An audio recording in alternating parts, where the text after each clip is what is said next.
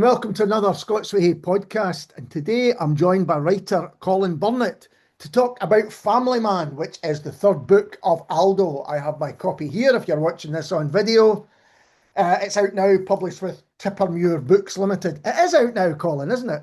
It is, Alistair, yeah. Yeah, It's been out for about a month just now. Right, okay. Well, thanks for taking the time to talk to me. I appreciate it. Oh, no problem. Thanks for asking me. And so the first thing is, for those who don't know, who is Aldo? Give us a brief overview of him. Well, Aldo is he's from Leith. He's Scottish Indian. That's his heritage.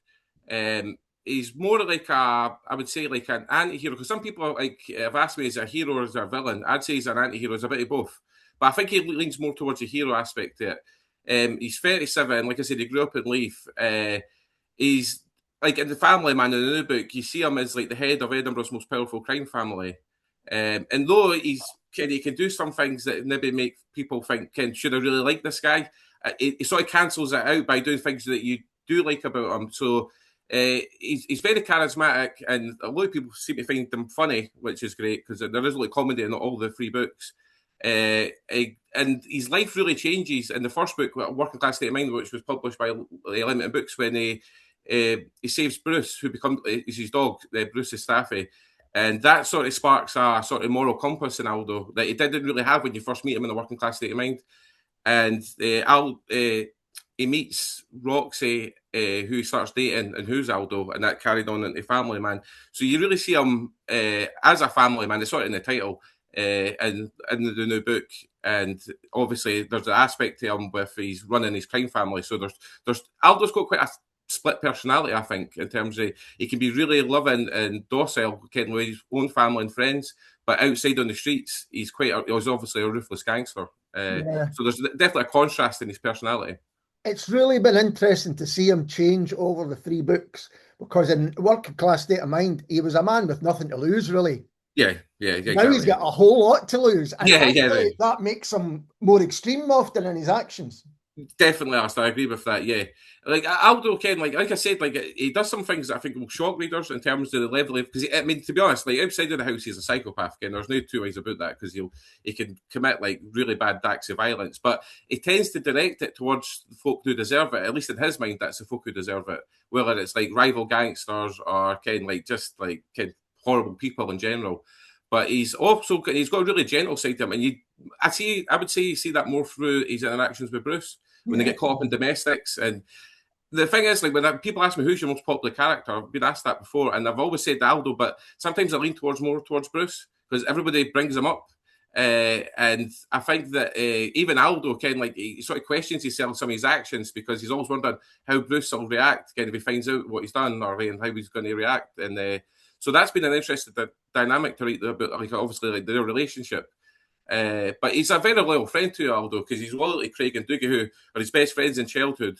They're not like involved in the criminal side of his life, but Aldo will always be in their corner, and he'll do things to protect them. You see that in the Working Class State of Mind when Craigie gets battered with the loan shark, and Aldo gets revenge. And you see it in the new book too, because he comes to Craig's aid in that time when he gets involved with sort of another family who own the butcher shop in Collington. There's two different sides to Aldo, but the thing I've been really pleased about, because I was always worried when you're writing a character who's quite ruthless, violent, and that would the people like him? And I'd say like all the feedback I've had for the three books, everybody seems drawn to Aldo, because it's quite hard not to like him. Because like I said, he'll do things that'll shock you, but he'll also do things that in a good way, and he'll help people if it's against bullies, and that he doesn't like bullies. So he's definitely got a good side to him. And I've tried to mold him in that sort of Tony Soprano sort of mold. It's hard not to like them, even though you really should. You feel sort of guilty for liking them, in that sense. If that makes sense.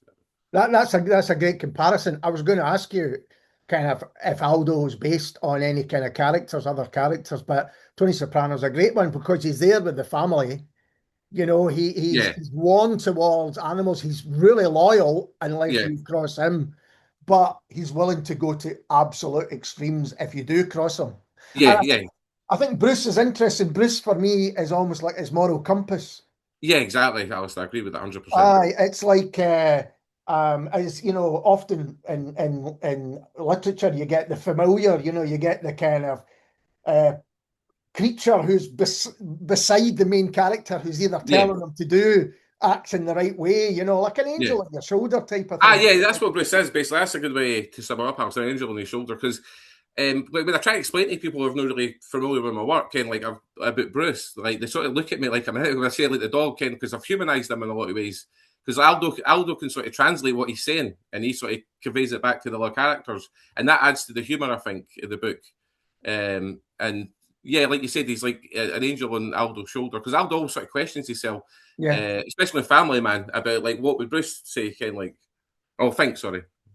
And Bruce is such a central character that he was the cover star of the second book. Yeah, that's correct. Yeah, Yeah. yeah. I've really enjoyed. I like writing the domestic side. Like Sam and Aldo always find ourselves in like sort of arguments, and I think that just adds to the humour, because I'm a big fan of Frasier, kind of TV show, Yeah, and yeah. like there's Eddie, and then that sort of inspired me to come up with Bruce in a sense, because I didn't want Aldo just to be like a straightforward psychopath. I wanted him to have sort of like a moral compass, and I had two ideas. I was either going to have Aldo has a kid or he gets a dog, because I think dogs bring out the best in people.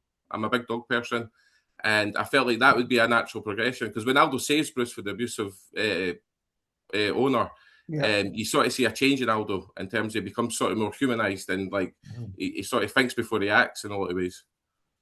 And at the start of Family Man, we see him as just that, the family man. He's with Yeah, Roxy, he's with Jen, who's yeah, his daughter, their daughter, yeah, and you know, things are as domesticated as we've seen so far, you know, for him. yeah. Definitely, also definitely. And then things start to happen. I'm very wary with this book, Colin, of not giving away any spoilers, because you know it builds. Well, it's a really, I think reading it, this is maybe your most thrilling book to date. You know, it really has got a real pace to it. Definitely, I would agree with that. It's the book of Out of the Three. It's the one that I've felt that came together really well. Like it done everything I wanted it to do. And I wanted people kind of like, it sounds a bit daft saying it, but I wanted each chapter to come across as more episodic, in terms of like I wanted to immerse people in, like, so they're not just feeling like they're reading a book, they're getting immersed into a TV show. Yeah. I don't know if that sounds like the right way to put it, but it's been good, because I've had comments where people have read the book and they've said that. So it's been great that that's transferred over to the reader. So like obviously what I've tried to achieve seems to be coming through to the reader. So that's been really good to hear. You said something interesting there, that this was maybe the easiest one to write. Is that what you were kind of saying? Yeah. Yeah. I think it's the one that came together the best out of the Yeah. three. That's the way I feel about it anyway. Do you think part of that is because you've put together in the other books a real strong cast of characters?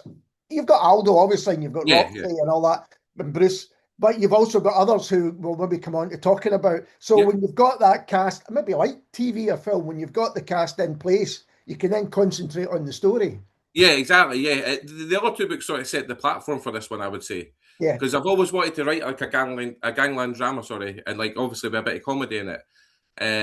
Because like I said, like I'm a massive Sopranos fan, and I think that's like they did do that so well. It seemed like Breaking Bad and that, and I've never really seen like I could be wrong about this, but like an Edinburgh-based gangland sort of drama. Scottish like gangster shows and films tend to focus on the West Coast. So I thought it'd be a good to put like a own stamp on, like an Edinburgh and Midlothian version. That's Um, really interesting to think. The only thing I can think that maybe comes close is Guilt. yeah. I would agree with that. Yeah, sorry, I forgot about that. Actually, Uh, sorry. but no, not at all. But it's interesting because the stars of those shows are of Guilt are on the kind of other side. They're the kind of hunted, if you like, or at least they are eventually. But Yeah, Aldo is kind of in charge of his world, even when things are going spectacularly wrong or difficult. yeah. He's still kind of the alpha male, if you like, in the whole thing. Definitely. And the thing I wanted to show too with this book was that there's a lot of like Aldo is like highly intelligent, I think, and street smart, and I wanted to show that more, and that's what Family gave me the opportunity, because you see the way like he runs like his crime family, and the terms of like when the situations they find themselves in, Aldo can sort of like he's got like a high level of intelligence, I think, in terms of the way he can handle situations. Sometimes like things go wrong, obviously, and like even things out of his control, but he likes to keep a grasp on what's going on, and I think hopefully I've showed that in Family Man. And again, go back to this idea that he's got more to lose, so he's willing to kind of um, go to extremes, but there are some unlikely alliances in this book as well, by necessity, a lot of it. Yeah, there's a policeman, is it Larry? yeah, Larry, that's it. Yeah, Yeah, Larry yeah, who Buchanan. Yeah, before, they would kind of be they on would hate each opposite other. They'd sides. be like different sides of Yeah. because I wanted to like that bringing that character in. I don't want to give too much away for the book, but No, bringing no, that no, no. character in plays kind of on further into the book. So, Yeah. like in their relationship. So, It's yeah, a, it's a, it's a strand which comes back, yeah, yeah, that's a yeah, kind of yeah. It's long not like game. when you meet like Larry and you see like him and Aldo interact. They're kind of it's part of a bigger picture. Kind of, to be honest, than part of the story. Because I'm sure people listening will say, oh, you said you're wary of avoiding spoilers, but actually there are spoilers almost right from the beginning in this book. Yeah, yeah, There are yeah. strands that you really don't want to give away because it could ruin the enjoyment of folk kind of Ah, yeah, because I following it think through. this one I think is a lot more unpredictable than the other two.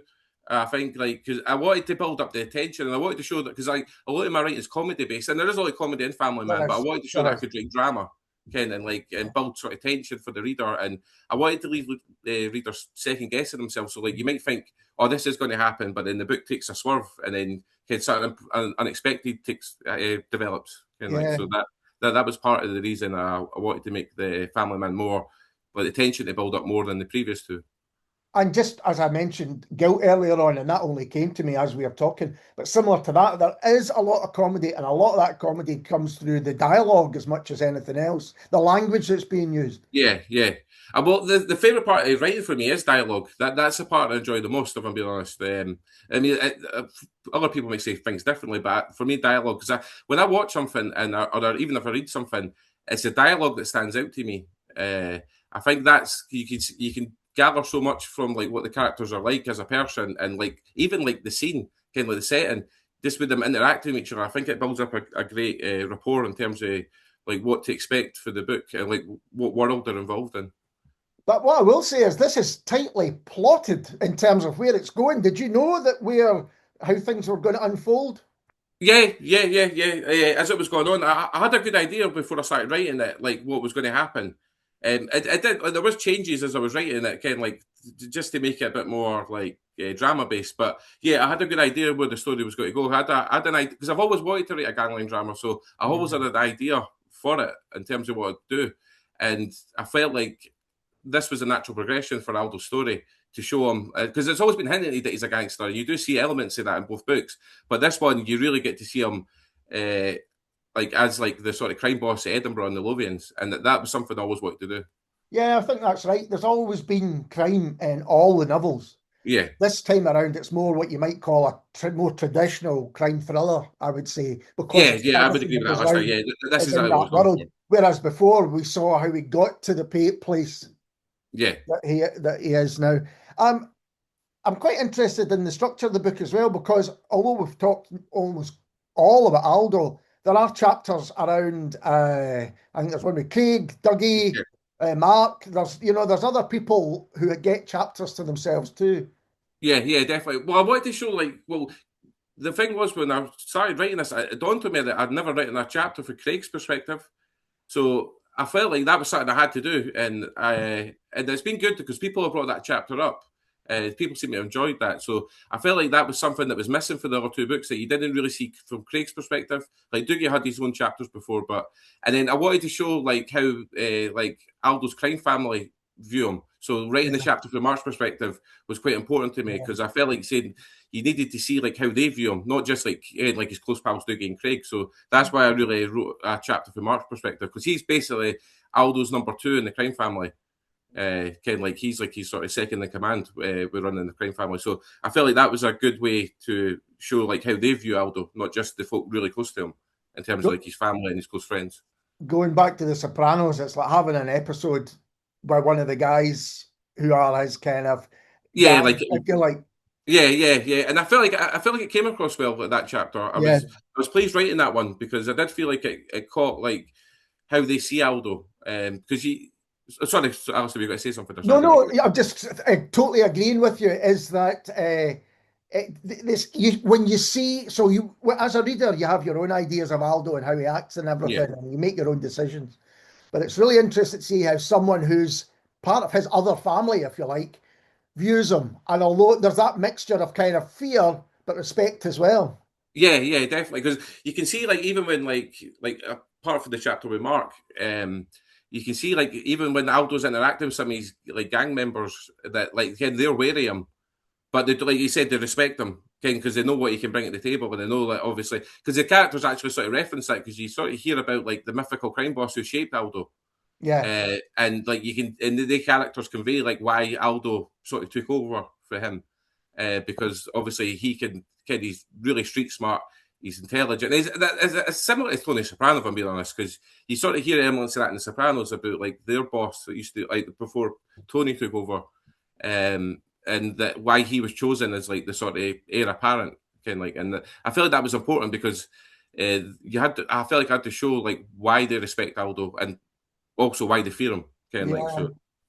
Because there's a few scenes, there's one in particular sticking in my mind where you learn what happens if you were to betray him or cross him. I know what scene you're referring to. Aye. And going back to the individual chapters, is it difficult to switch voices or do they come quite easily? I'm actually quite good at it, if I'm being honest. Well, I tell you what I said ahead again, but I think I can do it quite well. Yeah, like I do think I can do it quite well. And but it also challenges as a writer Yeah. because, like, obviously I'm writing like mostly Faldo's perspective, but when I have to switch it to like Mark's or Craigie's, you have to show like differences in the voice, because obviously if it's just the same sort of thing coming across as like say when Aldo was talking, I don't think it would work as well. But it's a challenge. Like it is a challenge, but it's something that I do enjoy. It's a definite element of writing I do enjoy. Like I had actually, I actually wrote a chapter for Bruce's perspective, Right? but I dropped it for the book because I wasn't sure. I was like, I was in the fence with it, so I just thought I'll maybe just leave it. But I did write one for Bruce's perspective and how he views Aldo. That would be so interesting to read.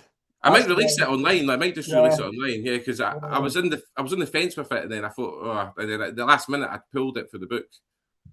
I read a book recently by Edinburgh-based writer called Luca Serra, and one of the chapters is narrated by a dirty sauce pot that's in the sink, and it's Oh, looking at all the that's, folk who are kind of not cleaning them, basically like that. oh, yeah, that's quite cool. Actually, I like the sound of that. I'll check Yeah, that out. it was. I'm It was. aware of Lucas's work. Yeah, I'll Yeah, definitely check it out. it took me by surprise, definitely, and I think a chapter by Bruce would be fantastic as well. I might release it online, like, because I wrote one in, and just when I got to the end, of, like putting the book together, I just thought I'd again because I didn't want to really ruin his. Yeah, I was worried in case it like sort of ruined his character, but I was happy with the chapter. But at the same time, I was on the fence with it, so I just thought, oh, okay, well, I'll just leave it. And then, I so, totally get that. So I'm wondering, has your writing changed over the three books? Do you feel? yeah, I think it has. Yeah, I think it has. In terms of like this new book, I think it's more drama based, but I think like I've learned from like the other two books, and that's helped me improve my writing in terms of like my dialogue and stuff like that. Because writing like a gangster's dialogue, I didn't want it to be like they're just talking about killing people and robberies and things like that. Because I mean, I don't know, but I don't think that's how it would work. In the Yeah, real world with gangsters, I think they have to have like kind of. That's where like I like Tarantino. Like his dialogue can be quite mundane. Like you see in Pulp Fiction where yeah, Jules and Vincent are talking about like in Amsterdam you can get a glass of beer and things like that. See, that's the way I would think gangsters would talk in certain parts of it. So I wanted to emulate that and bring it into my own writing, and I hope yeah, that's came across well in the book. yeah. Or the opening scene in Reservoir Dogs where they're arguing about tipping the waitress. Exactly, yeah. Because the thing I think with dialogue is it has to be something folk could imagine they could hear in the pub, in their house, on the bus, and I think that's what like, Tarantino really comes into his own, kind of like in terms of his dialogue. I think it's conversations you could naturally hear in the real world. So we've spoken about Aldo and how he was perhaps inspired by Tony Soprano. But are any of your characters based on real people, or do people think they're based on real people? Does anyone say, Well, "Oh yeah, I know him," or "I know them," or whatever it might be? but with Aldo, the amount of people like have said to me, "Oh, I know," like they give me a name, like somebody I've not even heard of, and they're like, "Oh, that you must base them on him," and that. I'm like, well, I don't even ken the guy. Like I've never heard of him until you mentioned it. But nah, I wouldn't say any of them are really based. Like Tony, like Aldo's emulated on Tony Soprano. Like I would say that. But in terms of real people, nah, I just sort of characters just come up with, and then just see if and I hope they work. And like, I guess there's a danger of writing about Leith with the language of Leith and living there as well. People are going to make assumptions. Are like, ah, you must know Aye, all these guys. aye, because I've had that like even since the first book came out, like folks say to me, "Oh, you must have based Aldo on so and so," and that, and I'm like, nah.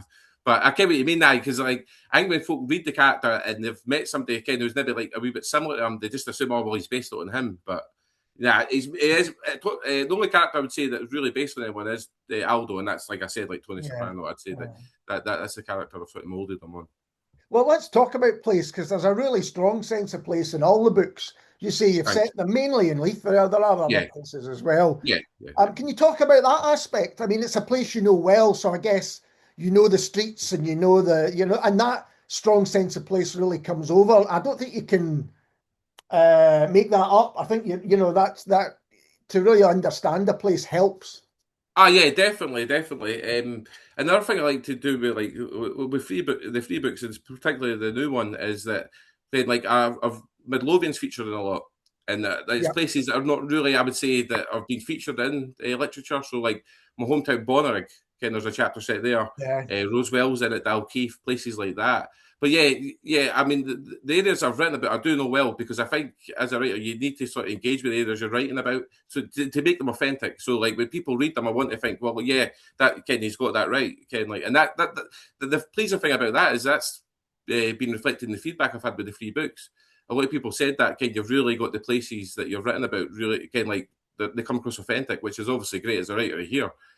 So you're right, yeah, you really need to be able to like engage with the areas to really be able to reflect them in your writing.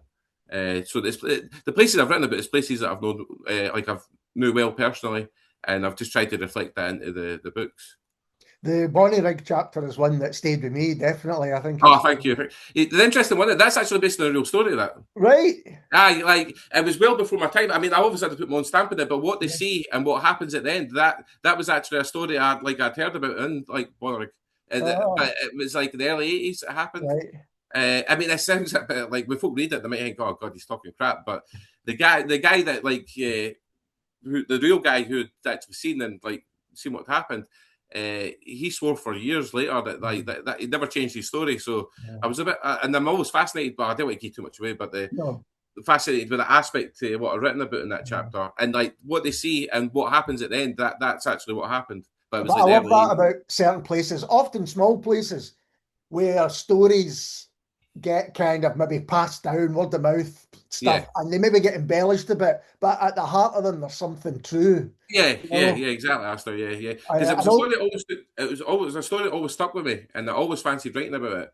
Yeah, I always had to put my own spin on it and stuff like yeah, that. But like just what they see and what happens at the end, that that was what happened in real life. Well, according to the person that yeah. No, I'd heard it from. it's a great chapter. That's so interesting to hear that it's based on that kind of story. And the other thing that really sets the book, and I think what you do so well, is the language.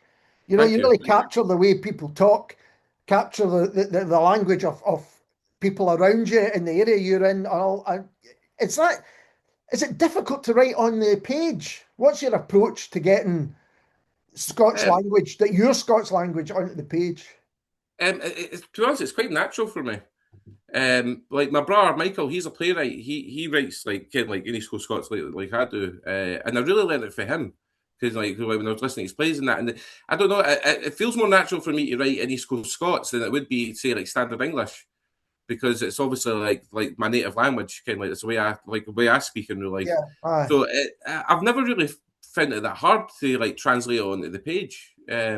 It just seems a natural choice for me to write in East Coast Scots, yeah, and because I like when I'm writing about like say Edinburgh or Midlothian, I want the people like for these areas when they read my work to think Ken like he's really got our voices right, yeah. and it comes and I think it adds to like the authentic, making it more authentic. Sorry.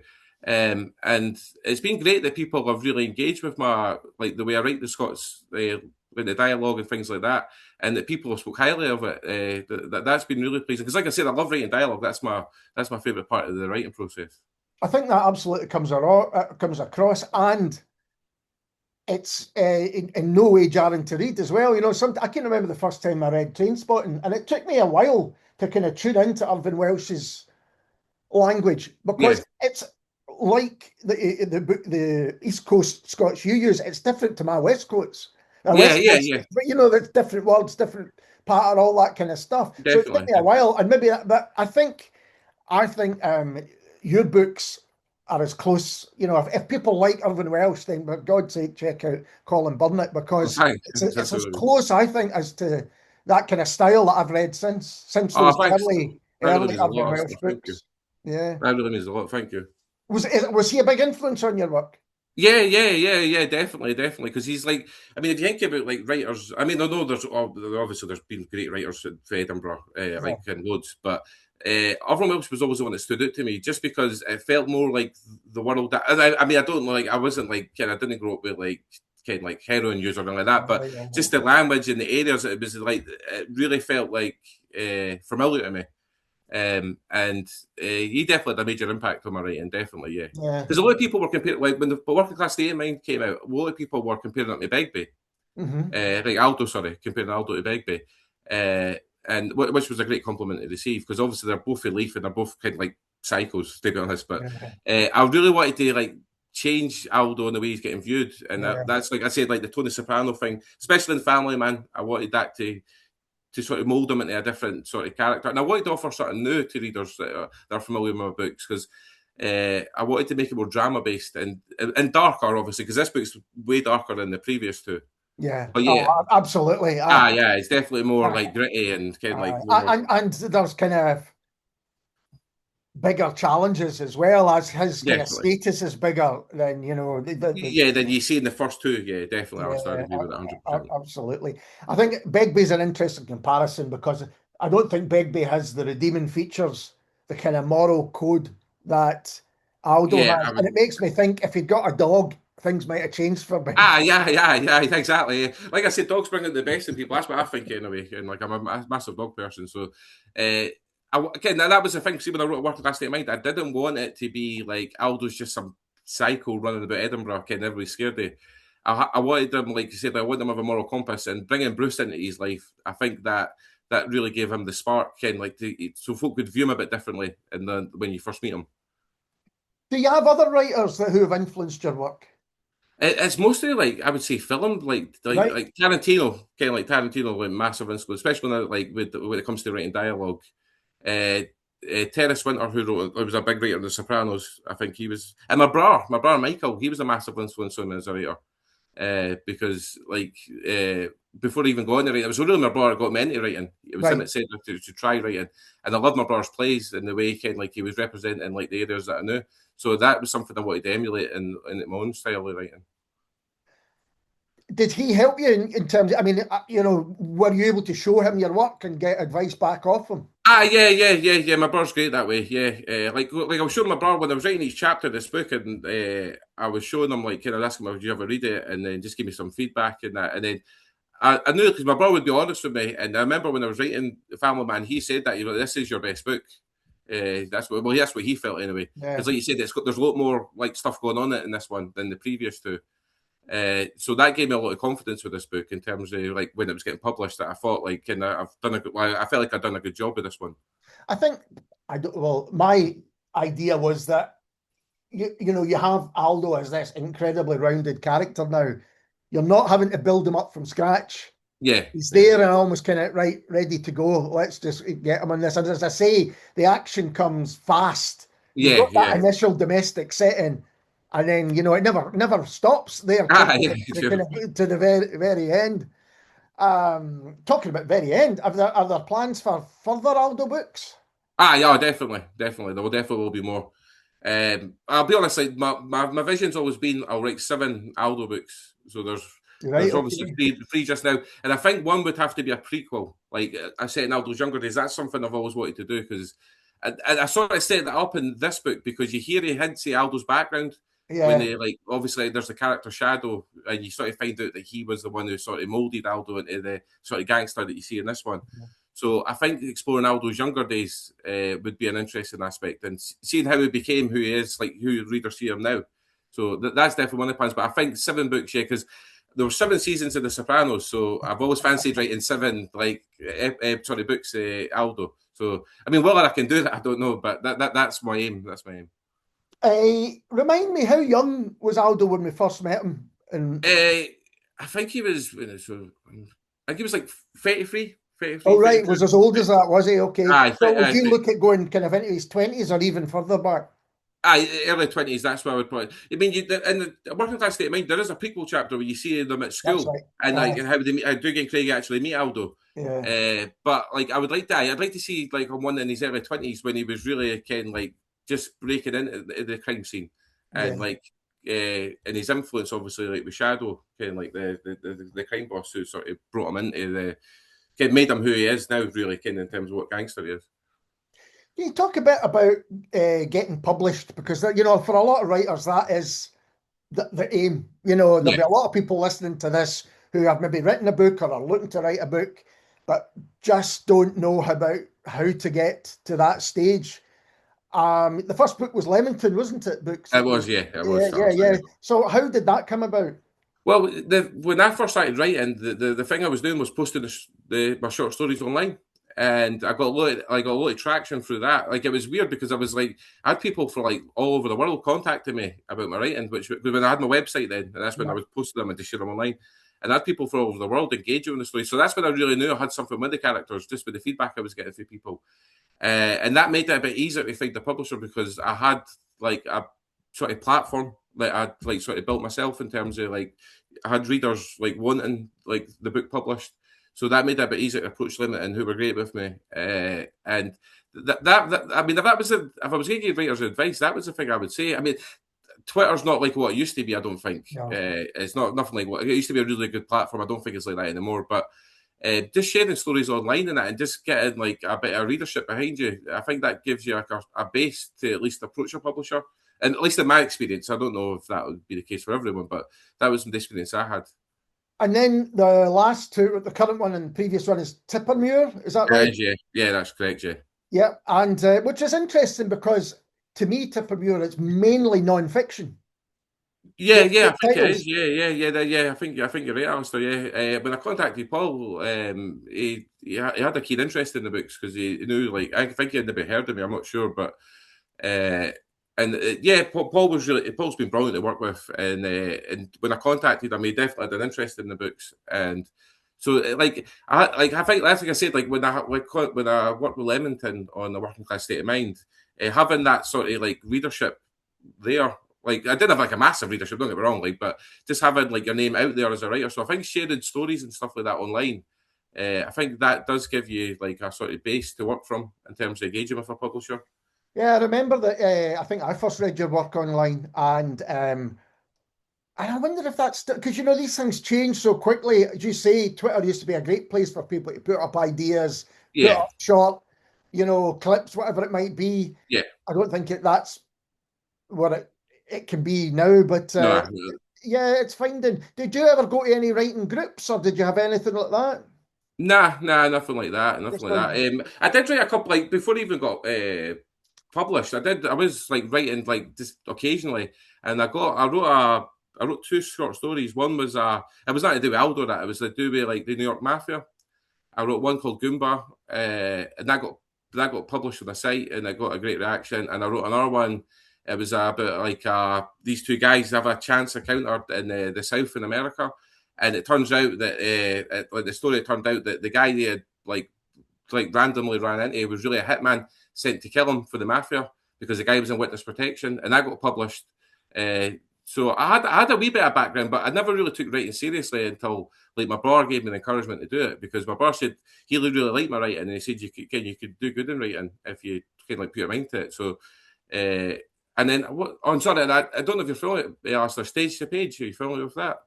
No, I don't think so. No, well, it's like you write like the first 10 pages of a script, and then you send it in, and then established playwright will choose what work they want to get like played out. So I wrote one, and it got picked, and it was shown through in Glasgow. And that was well before I became a writer. So these sort of things gave me encouragement that I could actually write. It was done as a play. Yeah, done as a play. Yeah, it was actually based on Aldo and Craig, but it was a different story. Like Aldo and Craig actually ended up killing Aldo in that one. They were completely different characters, Yeah, but it did get picked as to get acted out. So that was really good, and I got a great response for the audience. So I was really pleased with that. It was more like it was a dark comedy. It was a dark yeah. comedy. Are you constantly thinking about what Aldo is up to, even when the book's out and finished with it? Is it Aye, aye. Well, it's is he funny you say always that there? because I've already got the plans in my head for what's coming next. I already sort of know what's going to happen. So even when I first started, when I finished writing Family Man, I was already thinking ahead in terms of what's going to come next. So I know what's going to happen at the start and what's going to happen at the end of the next one, and I've got a couple of ideas about like what will happen in between. So yeah, I'm always constantly thinking about like what's coming next for him. I mean, it might change obviously when I start to write it, but I have a good idea what will happen.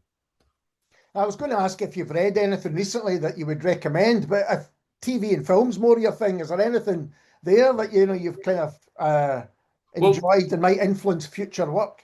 well, there's two gangster shows that one it got a lot of critical acclaim, but I don't think it gets the credit it deserves. Like in the UK, have you ever seen that Love Hate, the Irish gangling show? It finished a few years ago.